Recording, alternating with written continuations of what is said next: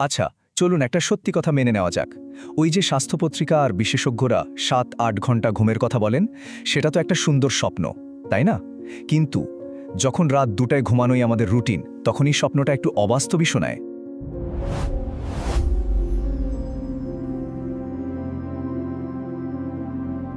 সত্যি বলতে কি, এই শহরে এই ইঁদুর দৌড়ের যুগে ৮ ঘন্টা ঘুম একটা তাত্ত্বিক কল্পনা ছাড়া আর কিছুই না। আসল বাস্তবটা হলো আমাদের হাতে আছে মোটে ৫ বা খুব বেশি হলে ৬ ঘন্টা। তো আজ আমরা কোনো স্বাস্থ্য পরামর্শ দিতে আসিনি, বরং খুলতে চলেছি সেই নিষিদ্ধ ম্যানুয়াল যেটা শুধুমাত্র টিকে থাকার লড়াইয়ের জন্য বানানো। তাই আমাদের আজকের আলোচনাটা কিন্তু আদর্শ স্বাস্থ্য নিয়ে একদমই নয়। এটা হলো ড্যামেজ কন্ট্রোলের আলোচনা।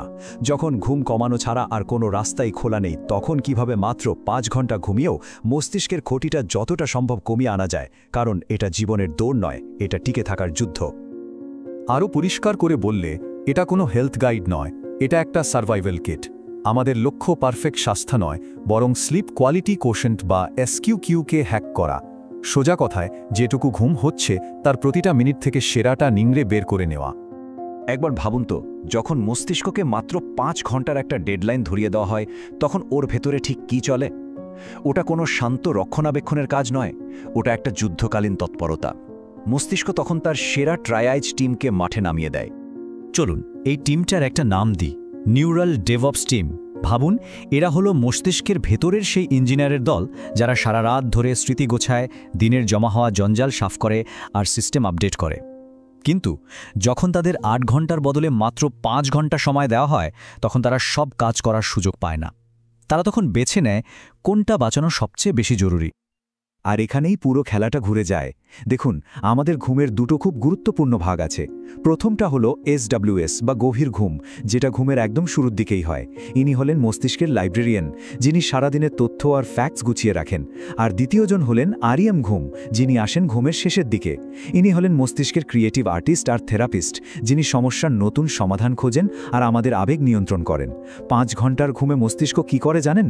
ও লাইব্রেরিয়ানকে তো বাঁচিয়ে নেয়, কিন্তু সেই শিল্পীকে নির্মমভাবে ছাঁটাই করে দেয়। ফল, তথ্য হয়তো মনে থাকে, কিন্তু ক্রিয়েটিভিটি আর মানসিক শান্তি দুটোই হারিয়ে যায়। তাহলে উপায়, যদি এই যুদ্ধটা লড়তেই হয়, তাহলে কিছু কঠোর নিয়ম মানতেই হবে। এগুলো কোনো অনুরোধ নয়, এগুলো এই খেলার বাধ্যতামূলক আইন। প্রথম নিয়ম, অ্যাঙ্কার বা নোঙর। রাত ২টায় ঘুমান বা ৩টে, সেটা বড় কথা নয়। সবচেয়ে বড় কথা হলো সকালের অ্যালার্মটা সপ্তাহের ৭ দিন, ৭ দিনই একই সময় বাজে কিনা। কারণ শরীরের ভেতরের যে মাস্টার ঘড়িটা আছে, সেটা শোবার সময় দিয়ে চলে না, ওটা চলে ঘুম থেকে ওঠার সময় দিয়ে। ওই একটাই সময় যা গোটা শরীরকে জানান দেয়, ওকে, দিন শুরু হলো। যখনই এই অ্যাঙ্কারটা নড়ে যায়, বিশেষ করে শনিবার রবিবার একটু বেশি ঘুমানোর লোভে শরীর একটা অদ্ভুত অবস্থার মধ্যে পড়ে। বিজ্ঞানীরা একে বলেন সোশ্যাল জেট ল্যাগ। সোজা কথায়, প্রতি উইকেন্ডে কলকাতা থেকে ঢাকা ফ্লাই করার মতো ক্লান্তি, অথচ আপনি বিছানাতেই শুয়ে আছেন। এই জেট ল্যাগ শরীরের উপর এতটাই চাপ ফেলে যে ৫ ঘন্টা ঘুমের যেটুকু সুবিধা, সেটাও নষ্ট হয়ে যায়। দ্বিতীয় নিয়ম, এসি তপস্যা।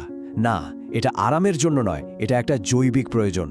আমাদের গভীর ঘুম বা SWS শুরু হওয়ার জন্য শরীরের ভেতরের তাপমাত্রা একটু কমতে হয়। ঘরের তাপমাত্রা যদি ১৮ থেকে ২০ ডিগ্রি সেলসিয়াসের মধ্যে থাকে, তবেই শরীর সেই সিগন্যালটা পায়।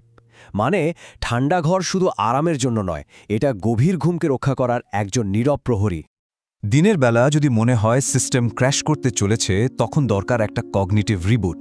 দুপুর ১টা থেকে ৩টের মধ্যে ঠিক কাটায় কাটায় 20 মিনিটসের একটা পাওয়ার ন্যাপ। কিন্তু সাবধান, ১ মিনিটও বেশি নয়, কারণ ২০ মিনিটের পরই মস্তিষ্ক গভীর ঘুমের দিকে এগোতে থাকে। তখন অ্যালার্মে উঠলে, যেটাকে বলে স্লিপ ইনার্শিয়া বা ঘুমের জড়তা, তাতে লাভের চেয়ে ক্ষতিই বেশি। তাই এটা ঘুম নয়, এটা একটা স্ট্র্যাটেজিক রিস্টার্ট বাটন। আর এবার আসছি সেই নিয়মে, যেটা আমরা প্রায় সবাই ভাঙি, আর যার জন্য সবচেয়ে বড় দামটা আমাদের চোকাতে হয়, ক্যাফেইন বা আমাদের প্রিয় চা আর কফি। ধরুন আপনার রাত ২টোয় ঘুমানোর প্ল্যান, তাহলে শেষ চা বা কফিটা কখন খাওয়া উচিত? বিজ্ঞান বলছে ক্যাফেইনের প্রভাব শরীর থেকে পুরোপুরি যেতে প্রায় ৮.৮ ঘন্টা, মানে প্রায় ৯ ঘন্টা সময় লাগে। তাহলে কি দাঁড়ালো? রাত ২টোর ঘুম যোদ্ধাদের জন্য শেষ কফির ডেডলাইন হলো বিকেল ৫টা ২০। এরপরে ১ কাপ চাও কিন্তু গভীর ঘুমের ওপর একটা সরাসরি আক্রমণ। আর হ্যাঁ, রাতের ভারী খাবার আর ঘুমের মধ্যে অন্তত ৩-৪ ঘন্টার একটা গ্যাপ দিন। শরীর একই সাথে হজম আর মস্তিষ্ক মেরামত দুটো কাজ ঠিকভাবে করতে পারে না। বেশ, টিকে থাকার সব নিয়ম তো জানা হলো, কিন্তু প্রত্যেক চুক্তির শেষে কিছু ফাইন প্রিন্ট থাকে, তাই না? যা পড়াটা খুব জরুরি। এই যে টিকে থাকার লড়াই, এর আসল দামটা কি? গবেষণা বলছে দিনের পর দিন 6 ঘন্টার কম ঘুম ভবিষ্যতে ডিমেনশিয়ার ঝুঁকি প্রায় 30% বাড়িয়ে দেয়। কেন? কারণ ঘুম হলো মস্তিষ্কের ওয়াশিং মেশিন। এই সময়ে মস্তিষ্ক সারাদিনে জমে থাকা বিষাক্ত প্রোটিনগুলো ধুয়ে সাফ করে দেয়। যখন ঘুম কম হয় তখন সেই আবর্জনা জমতে থাকে, যা ধীরে ধীরে একটা জ্ঞানীয় ঋণের বা কগনিটিভ ডেটের ফাঁদ তৈরি করে। আর শুধু ডিমেনশিয়া নয়, এই কম ঘুমের ফলে মস্তিষ্কের বয়স স্বাভাবিকের চেয়ে 4 থেকে 7 বছর দ্রুত বাড়তে থাকে। শরীর সবসময় একটা যুদ্ধকালীন পরিস্থিতিতে থাকে বলে স্ট্রেস হরমোন কর্টিসলের মাত্রা বেড়ে যায়, রোগ প্রতিরোধ ক্ষমতা প্রায় আত্মসমর্পণ করে, আর মস্তিষ্ক তার ঘাটতি মেটাতে অতিরিক্ত ক্যালোরি দাবি করে, যার ফলে ওজন বাড়ে। মানে শরীর এটাকে স্বাভাবিক জীবনযাপন নয়, একটা দীর্ঘমেয়াদী যুদ্ধ হিসেবে দেখতে শুরু করে। তাহলে শেষ কথা কি?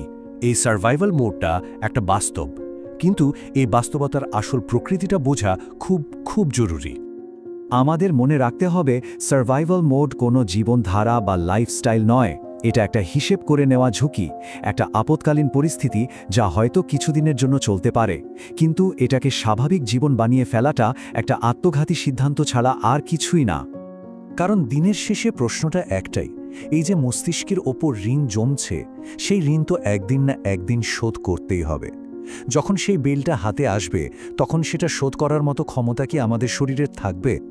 ঘুমের বিরুদ্ধে এই যুদ্ধের শেষটা কোথায়? ভাবার বিষয়।